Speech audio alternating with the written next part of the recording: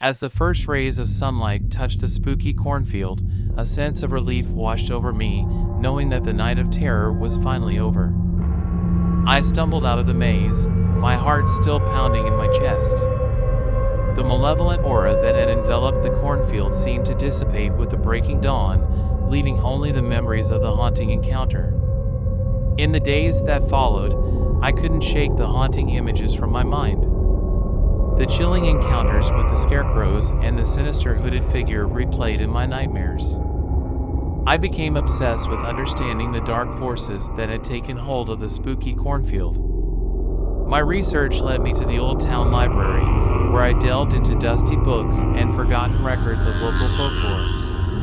Legend had it that the cornfield had once been a sacred ground for ancient rituals. The ancestors had revered it as a portal to the spirit world, and they would perform ceremonies to seek guidance and protection from the beyond.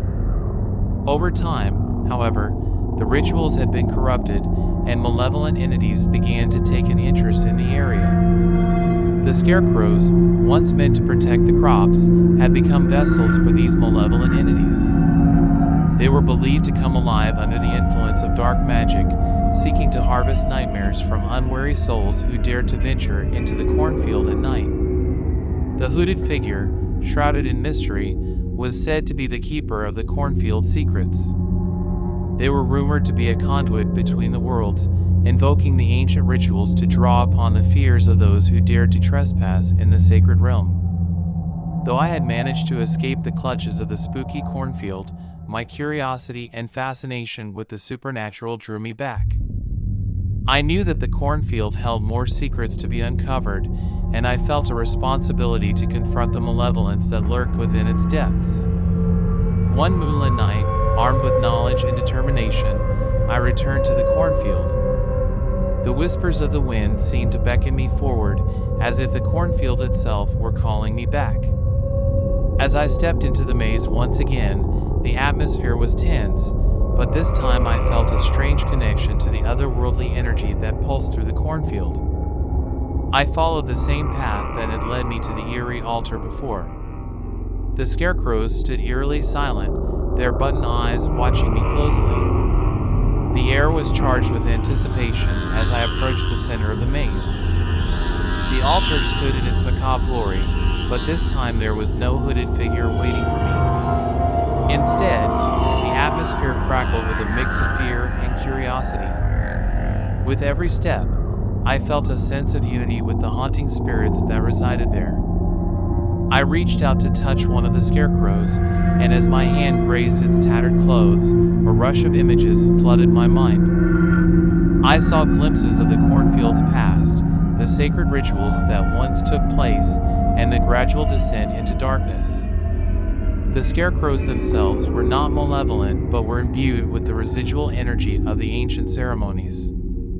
As I continued to explore the cornfield, I felt an overwhelming sense of sorrow and regret emanating from the spirits that lingered there. They were trapped in a cycle of torment, unable to find peace after centuries of malevolent influences. In that moment, I realized that my role was not to confront the darkness or challenge the spirits, but to bring them solace.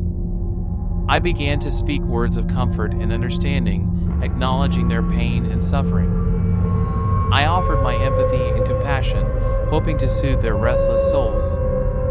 The atmosphere around me seemed to shift, and the air became less oppressive. The scarecrow's eyes no longer glowed with malevolence, but instead shimmered with a hint of peace.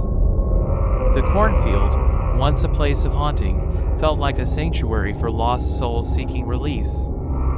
As I walked back through the maze, I felt a sense of fulfillment and closure.